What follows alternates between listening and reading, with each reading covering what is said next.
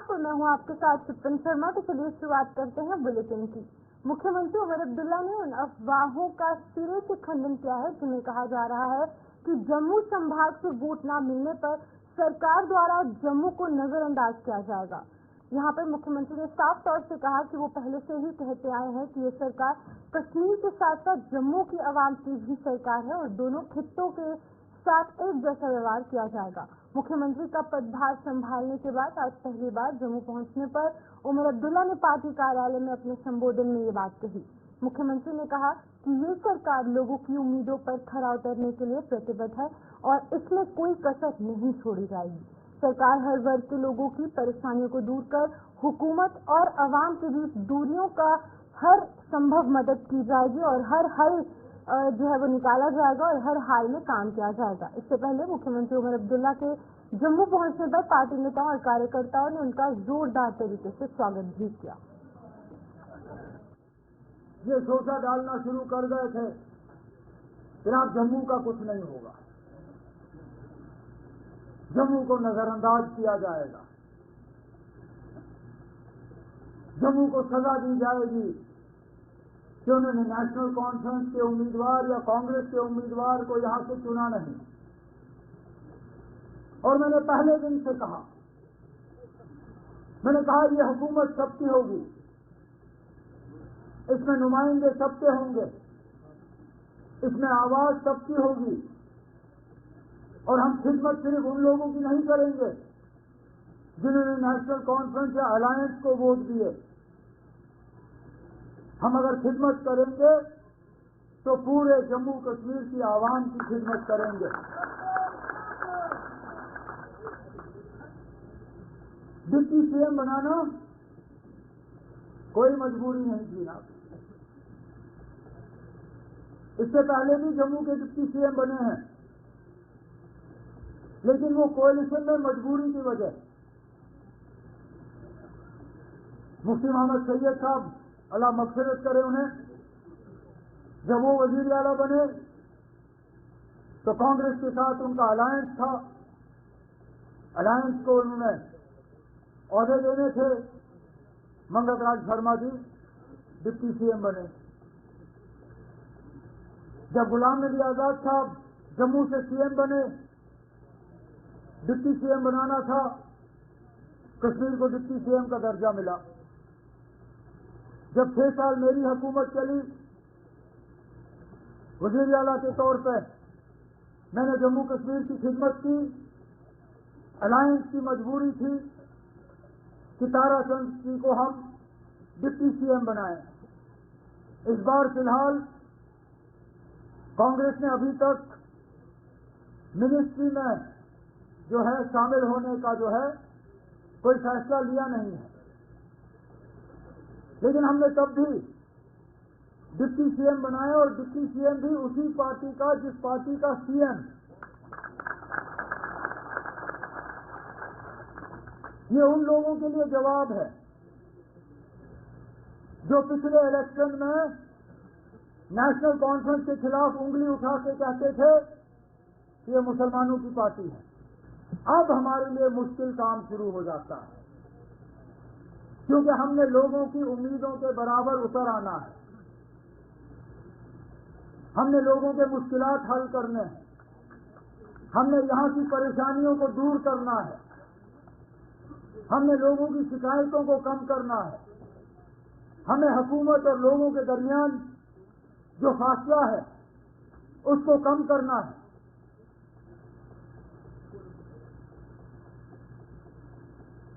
अब सदोत्रा साहब ने अपनी तकरीर में जम्मू के हवाले से बहुत सी बातें की कि ये भी मुद्दा है, ये भी है, ये लोग इस बात से नाराज। मामलों के विभाग के मंत्री जावेद राणा ने अपनी जिम्मेदारियों को पूरी निष्ठा और ईमानदारी से निभाने का प्रण लिया है। उन्होंने कहा कि उन्हें अहम विभागों की जिम्मेदारी सौंपी गई है और वो उन पर जताए गए विश्वास पर खरा उतरेंगे। उन्होंने आगे कहा कि पर्यावरण संरक्षण के लिए उन्हें जम्मू कश्मीर के लोगों के सहयोग की भी यहाँ पर दरकार रहेगी और साथ ही साथ जल शक्ति विभाग में और सुधार लाना भी उनकी प्राथमिकताओं में रहेगा। जावेद राणा ने कैबिनेट में स्टेटहुड को लेकर लाए गए प्रस्ताव पर भी अपना पक्ष रखा। सुनिए क्या कुछ कहना है उनका। इस पे मैंने डिपार्टमेंट की रिव्यू मीटिंग भी रखी है। लेकिन जो मेरा जो आइडिया है, क्योंकि मैं एक फील्ड से जुड़ा रहा हूँ और जो मैं समझता हूँ कि यहाँ सबसे पहले जो है, क्योंकि जंगलात जो हैं वो कटे जा रहे हैं, और ऐसे भी जो आप रूरल एरिया में भी देखेंगे और जो हमारे इलाका हैं वहाँ भी दरख्त के साथ हम लोग प्यार नहीं करते। हालांकि हर मज़हब में और बिलखुसूस मैं कहूँगा कि मज़हब इस्लाम में प्लांटेशन की और दरख्त की बड़ी कद्र मंजलत बताई गई है, माहौलियात को लेकर बड़ी कद्र मंजलत उसमें दिखाई गई है। तो इसमें हम शुरू करेंगे, जैसे प्लांटेशन की बात आएगी, प्लांटेशन करवाएंगे डिफरेंट एरियाज में। और ये जो मुझे कुछ किस्मती से दूसरा डिपार्टमेंट भी मेरे पास है, जल शक्ति, जिसको हम PHE डिपार्टमेंट, इसका नाम बदला है। तो उसमें कल भी मैंने कहा, एक रिव्यू मीटिंग CM साहब ने ली थी तमाम डिपार्टमेंट्स की। तो चेक डैम्स वगैरह, वाटर हार्वेस्टिंग टैंक्स, और जो नेचुरल के साथ जो बगाड़ है, क्योंकि कुदरत के साथ आप टक्कर लेंगे तो हद तजावुज़ करेंगे तो वो माहौलियात को ख़राब होना है। तो आपने देखा होगा कि जैसे ये हमारे तरफ, ये सामने अगर आप इस तरफ अपना कैमरा करेंगे देखेंगे जेलम है, तो ये जेलम जा रहा है। तो इसकी तरफ देखिए ना, लोगों ने किस तरीके से इंक्रोचमेंट्स हो रही हैं, और इसकी जो सफाई का काम बेहतर ढंग से नहीं हो रहा है। जैसे लेक्स, ये इतना बड़ा कुदरत का एक तोहफा है। तो इन सब चीज़ों पे हम डिस्कस करेंगे और आगे लेके चलेंगे। कुछ जो प्लानिंग हमारी सोच है वो उसको आगे बढ़ाएंगे, इंशाल्लाह काम करेंगे। कैबिनेट ने बाकायदा तौर पे एक उमर अब्दुल्ला साहब की सदारत में एक डिसीजन लिया है और गवर्नमेंट ऑफ इंडिया से ये डिमांड की है, और already supreme court of India की हिदायत है कि इसके स्टेट को जो है वापस स्टेटस को रिवाइव किया जाए। और हमने ये कहा कि टाइम लाइन में इसको करें, बहुत जल्दी करें, और मुझे उम्मीद है इंशाल्लाह ताला कि गवर्नमेंट ऑफ इंडिया इस पे जो उनका वादा था कि यहाँ डेमोक्रेसी बहाल होगी, डेमोक्रेसी को बहाल कर दिया गया है। और आप देख लें कि कितना जोश व खरोश है लोगों में, कितना मैंडेट लोगों ने पॉलिटिकल मैंडेट दिया है। और इसी तरीके से आप ये देख लेंगे, आप स्टेट में तशरीफ लाएं कि जहाँ कोई एक पूरा सू करता था, आज देख लीजिए कि वहाँ कितना रश है। तो यही एक सिस्टम है आगे बढ़ने का। सब मिल के आगे बढ़ेंगे, जॉइंट रिस्पॉन्सिबिलिटी के तहत आगे बढ़ेंगे, मिल के आगे बढ़ेंगे, मिल के इस मुल्क को, इस रियासत को आगे लेके जाएंगे। तो मैं ये कहूँगा, ज़रूर ये कहूँगा मैं कि इस पर गवर्नमेंट ऑफ इंडिया को, जो हमारे बिल्कुल प्राइम मिनिस्टर साहब हैं, हमारे होम मिनिस्टर साहब हैं, इस अपने वादे पे वो इंशाल्लाह वो वादा पूरा करेंगे। और हमने जम्मू कश्मीर कैबिनेट ने उमर अब्दुल्ला साहब की सदारत में हमने एक ये बात उठाई है और गवर्नमेंट ऑफ इंडिया को। जम्मू कश्मीर पुलिस ने पुंछ जिले में आतंकवादी संगठन जम्मू कश्मीर गजवाए हिंद से जुड़े 2 आतंकवादियों को गिरफ्तार किया है, यहाँ पर जो कि कई आतंकवादी हमलों में शामिल भी रह चुके हैं। शुक्रवार को जम्मू कश्मीर पुलिस 37 RR और 38 बटालियन CRPF के साथ मिलकर एक नाके पर एक आतंकवादी अब्दुल अजीज को गिरफ्तार किया गया, जिसके पास से 2 सक्रिय हैंड ग्रेनेड भी बरामद किए गए। पूछताछ के दौरान उसके घर से एक और ज्यादा जो ग्रेनेड है वो बरामद किया गया और उसके सहयोगी मुनव्वर हुसैन को भी गिरफ्तार किया गया, जिसके पास से एक पिस्टल, मैगजीन और 9 राउंड भी बरामद किए गए। जांच के दौरान पता चला कि दोनों आतंकवादी जम्मू कश्मीर गजवाए हिंद के लिए काम कर रहे हैं और उन्होंने पुंछ के विभिन्न स्थानों से हथियार, गोला बारूद और 1.5 लाख रुपए की आतंकी फंडिंग की 4 खेप प्राप्त की हैं। ADGP आनंद जैन और साथ ही साथ सेना ने एक संयुक्त प्रेस कॉन्फ्रेंस के दौरान इस पूरे मामले का खुलासा किया है। आप भी सुनिए क्या कुछ कहना है ADGP आनंद जैन का। इसकी मंशा यह भी रही कि जो पुंछ का एक अपना सोसाइटी का बैलेंस को डिस्कस करने, इसके अलावा इन्होंने पुंछ में एंटी नेशनल पोस्टर्स का भी इस्तेमाल किया। जो एंटी नेशनल पोस्टर थे उनसे दहशत का माहौल पूरी कम्युनिटी में फैला, ये इनके मंसूबे में शामिल है। तो लिहाजा ये जब गतिविधियाँ हुई इसमें बेहतरीन तरीके से इलाके में सभी ने ज्वाइंट ऑपरेशन चलाया। ये 2 आतंकवादी गिरफ्तारी हुई, इससे ये सारे ही मसले हमारे जो हैं क्लास के जो मसले इलाके में हुए हैं, ये इलाके में हमारे ये सारे मसले जो है वर्कआउट हुए हैं, ये केसेस सॉल्व हुए हैं। और इसमें हमारी जो इनकी जो फंडिंग हुई है उसके संदर्भ में अभी इन्वेस्टिगेशन और भी जाएगी। आतंकवादी घटनाएं यहाँ पर आतंकवादियों ने जो कि बाहर के मुल्क से उन्होंने की, लेकिन ये घटना जो थी काफ़ी लोकल थी, लिहाजा ये लोकल रिक्रूटमेंट जो है उस संदर्भ में हमने ये बड़ी कामयाबी पाई है कि इसमें 3 आतंकवादियों ने जो ये घटनाएं की थी, इसमें जो बड़ी के पीछे लोग थे जो इसकी गतिविधियों में शामिल Jammu and Kashmir reserve force की तरफ से जो शामिल हुए थे, उनको हमने पकड़कर इन केसेस का सॉल्व किया। इसमें जो हमारे जो अपर ग्राउंड वर्कर्स में लाते हैं, खासकर जो एक सपोर्ट बेस है टेररिस्ट का, आतंकवादियों का सपोर्ट बेस है, उस पर हमारा एक अभियान काफ़ी लंबे समय से चल रहा है और इसमें और भी हम तेजी ला रहे हैं। उनकी जो प्रॉपर्टियाँ हैं, जो लोग उनकी मदद कर रहे हैं, उनकी प्रॉपर्टी और अटैचमेंट के लिए भी बदस्तूर हमारी कार्रवाई रजौरी और पुंछ दोनों में ही जारी है और ये आगे भी चलेगी। ये जो हमारे सामने चैलेंज रहा है यात्रा का, चुनाव का, ताकि पीसफुल कंडक्ट हो, इसमें हमारा पूरा एक कोऑर्डिनेशन रहा है, समन्वय के साथ रहा, आर्मी के साथ, एयरफोर्स के साथ, एसएसबी के साथ, पुलिस के साथ, और सभी ने मिलकर इसमें बड़ी मेहनत की ताकि हम अपना एक चुनाव को बाकी प्रक्रिया जो आम चल रही थी उनको भी पीसफुल। तो सर इसमें लगातार हमारे ऑपरेशन जारी इनके खिलाफ और जल्दी इसमें इनके खिलाफ जो इनके जो सपोर्ट बेस में लोग हैं उनके खिलाफ हमारी कार्रवाई बदस्तूर जारी रहेंगी और इनके खिलाफ जो ये आतंकवादी इलाके हैं। उधमपुर में बीएसएफ के सहायक प्रशिक्षण केंद्र में आज एक भव्य दीक्षांत परेड का आयोजन किया गया। इस दीक्षांत परेड में कुल 312 नव आरक्षकों ने देश सेवा की शपथ ग्रहण की, जो कि आंध्र प्रदेश, ओडिशा और साथ ही साथ पश्चिम बंगाल राज्यों के संबंध रखते हैं। दीक्षांत समारोह के मुख्य अतिथि राजेश कुमार गुरुंग, महानिरीक्षक सहायक प्रशिक्षण केंद्र उधमपुर रहे, जिन्होंने इस परेड की सलामी ली। बता दें कि इस अवसर पर काफी संख्या में नव आरक्षकों के परिजन और साथ ही साथ बीएसएफ के अधिकारी भी मौजूद थे।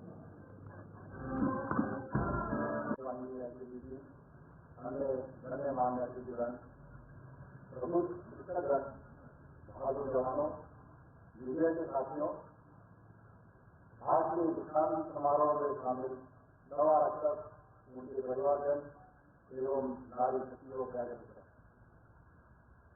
आज की दीक्षांत परेड की सलामी देने पर मुझे अत्यंत प्रसन्नता हुई है और मैं भी सभी युवा नवासों को उनकी बुनियादी प्रशिक्षण से सफल समापन पर हार्दिक बधाई देता हूँ। आज इस प्रशिक्षण केंद्र से 312 नवारक्षकों ने, जो कि मुख्यतः आंध्र प्रदेश तथा ओडिशा राज्यों से संबंध रखते हैं, 44 सप्ताह का सख्त और कठोर बुनियादी प्रशिक्षण सफलतापूर्वक प्राप्त कर देश सेवा के लिए शपथ लिया है। इन नौजवानों के जोश और हौसलों ने परेड के माध्यम से अपनी प्रतिभा का जो शानदार प्रदर्शन प्रस्तुत किया है वह काबिल तारीफ है तथा संपूर्ण देशवासियों को सुरक्षा का यह पैगाम देता है कि भारत माता की आन बान और शान के लिए ये बहादुर जवान किसी भी परिस्थिति को मुकाबला करने के लिए पूर्ण रूप से सक्षम है। मुझे पूर्ण विश्वास है कि आने वाले समय में ये जवान पूरे जज्बे और जोश के साथ सीमाओं की रक्षा पूरी मुस्तैदी के साथ करेंगे। इस प्रशिक्षण केंद्र के माध्यम से पिछले 44 सप्ताह के दौरान आपके जीवन में प्रशिक्षण के द्वारा एक अभूतपूर्व परिवर्तन लाया गया है, जिसमें आपको एक सामान्य नागरिक के प्रशिक्षित जवान के तौर पर निखारा गया है। प्रशिक्षण के दौरान आपको आवश्यकता के अनुसार आपका उधमपुर जिले के ब्लॉक जगानू के दलपर गांव के रेशम कीड़ा पालक को अभी भी कोकून में पेमेंट नहीं मिल पाई है। इसके मुताबिक सेरिकल्चर डिपार्टमेंट उन्हें पिछले 4 महीनों से भुगतान नहीं कर पाया, जिसके चलते वो धरना देने पर मजबूर हो चुके हैं। इनके मुताबिक 1 महीने के भीतर उनके अकाउंट में पैसे आने थे, लेकिन आज 4 महीने बीतने के बावजूद भी उन्हें एक फूटी कौड़ी तक नहीं मिल पाई।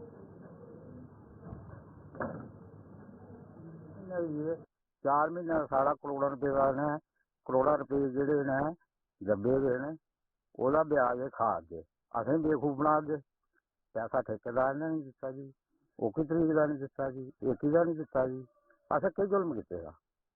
ਅਸੀਂ ਪੱਤਰ ਮੁੱਲਾ ਲੈ ਦੇ, ਕੋਈ ਮੌਜੂਦੀਅਤ ਹੈ ਲਵਾ ਦੀ ਕੁਛ ਕੋਲ, ਕੋਈ ਕਿੰਨਾ ਕਿੱਥੇ ਦਾ, ਤੇ ਜਿਹੜੇ ਮਰੀਏ ਤੇ ਉਹ ਤੇ ਗਿਆ ਭਲਿਆ, ਪਰ ਜਿਹਦਾ ਪੈਸਾ ਕਿਸੇ ਦਾ ਚਲੋ ਉਸੇ ਪੈਸੇ ਦਿਓ, ਪੈਸਾ ਨੇ ਇੱਕ ਨਹੀਂ ਦਿੱਤਾ ਇਹਦਾ।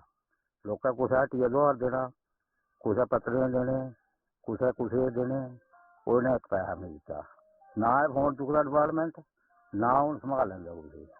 ਪਹਿਲਾਂ ਰੋਜ਼ ਚੱਲ ਪਾਉਂਦੇ ਕੀੜੇ ਰੱਖੋ ਜੀ, ਕੀੜੇ ਰੱਖੋ ਜੀ, ਲੇਕਿन रखने के बावजूद ये हालात सारी लोगों की गरीबी वाली। असें क्या आखना ने, उम्मीद के बाबू जी फोन करो, हाँ जी ठेकेदार है पैसा वादा जी, पैसा वादा जी, उदा एक पैसे खुटी नहीं दिंदा डिपार्टमेंट, सब इन्हें बस पैसा ना लेना, ये अपने खाते में जमा कर दे और फिर ये ब्याज फंदे उदा। हूँ असें 4 महीने होए, ये तो कोई पैसा नहीं मिलेआ अपने किसी गल। असें किसी से पत्तर मुल्ला लाते होंदे, कुछ हट्टिया दुआर कीते दा 100 होंदा, असें अपनी गादी होंदी, असें देने होन कुसै देने, कुसै 2000 लैता दा, कोई 100-10 रपेऽ, असें उ'ऐ मदद होंदी भाई, कोई औग ते कट्ठे देगे, कुत्थां देने साढ़े पैसे कुसै ने दित्ते निं। असें साढ़ी इ'यै मंग भाई पैसे साढ़े आई जान जेह्ड़े साढ़े बनदे, इ'यां बाकी दुनिया जंदी इ'यां देई जंदे, इत्थै जंदे। हून अग्गें कारण थोह्ड़ा पता, अ'ऊं थोह्ड़ी गेई इत्थै कारण दित्ते, मिगी केह् पता केह्दे कारण दित्ते, अवा हून इस नेईं दित्ते ते हून असें बी केह् मंग करना चाह्न्ने?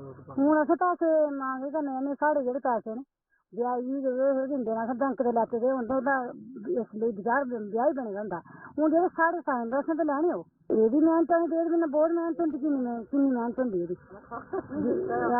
रुट्टी नहीं मिलदी, कोई गौ में रक्खी दी होंदी, उसी कोई घाह् पानी नहीं मिलदा, कोई किश नहीं, 1.5 म्हीना बहुत मेह्नत होंदी, एह्दे पैसे बड़ी। यहाँ पे खुट्टी बेचे हुए आज इन लोगों को 4 महीने हो गए हैं और आज तक इनकी पेमेंट नहीं डली है अकाउंट में।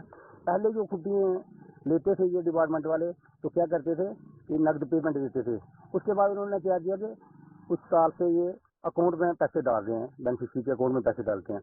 2022 में हमारा जो था कंपनसेशन बनता था, कुछ इन्होंने ऐसा निकाल रखा था कि जिसकी खुट्टी 15 किलो के ऊपर होगी तो उसे डिपार्टमेंट की तरफ से 300-400 रुपये किलो का दिया जाता था।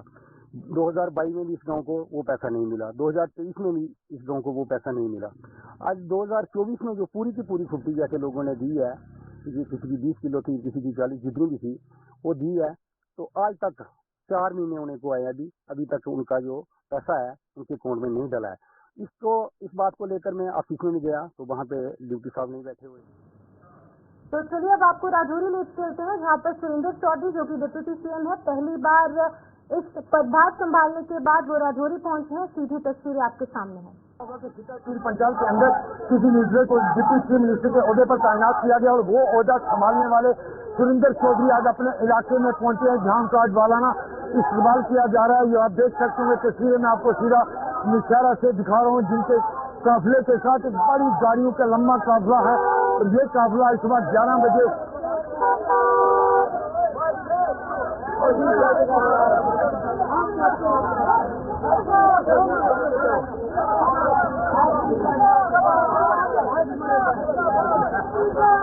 ये काफिला इस वक्त 11 बजे राजौरी के सुंदरबनी से शुरू हुआ था और सुंदरबनी इस वक्त जो निशारा में पहुंचा है ये काफिला और हजारों की तादाद में लोग इनके हमरा इसे कर रहे हैं। इस काफिले के बारे में मैं आपको बताता चलूं कि आज सुबह 11 बजे ये काफिला राजौरी के सुंदरबनी से निकला था, जो इस वक्त शाम तकरीबन 5:30 के आसपास ये निशारा में पहुंचा है।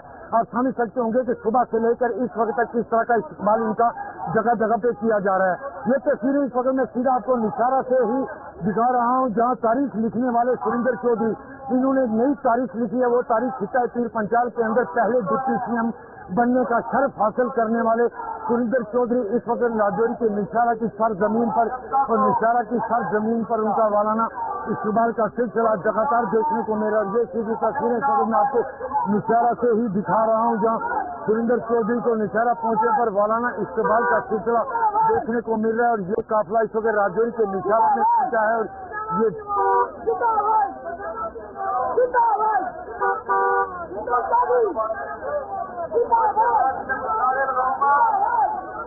राजौरी की तारीख का पहला डिप्टी सीएम, पीर पंचाल की तारीख का पहला डिप्टी सीएम राजौरी के निशारा पर पहुंचा।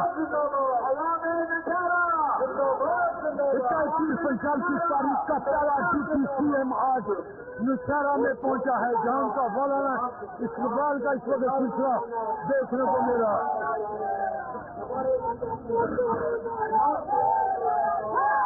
खिताब पंचाल में नई तारीख लिखने वाले लीडर पहले डिप्टी चीफ मिनिस्टर खिताब पंचाल के सुरेंद्र चौधरी का निशारा की सरजमीन पर पहुंचने के बाद वालाना इकबाल, ये वो तारीख लिखने वाला शख्स जिसकी तस्वीरें मैं आपको दिखा रहा हूँ।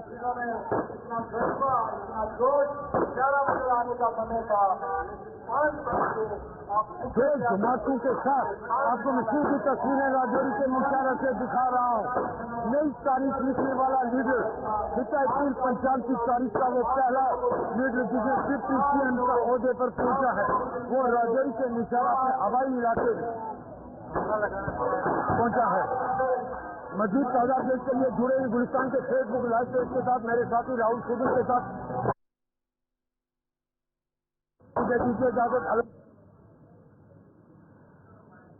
तो जिस तरीके से आपने देखा कि सुरेंद्र चौधरी पदभार संभालने के बाद, डिप्टी CM का पदभार संभालने के बाद ये बड़ी जिम्मेदारी उन्हें मिली है, जिसके बाद से वो पहली बार राजौरी पहुंचे थे। काफी समर्थन लोगों का उन्हें देखने को मिला, भारी हुजूम लोगों का उनसे मिलने के लिए यहाँ पर सड़कों पर उतर आया था। तो फिलहाल के लिए इस बुलेटिन में इतना ही। मुझे दीजिए इजाजत, नमस्कार।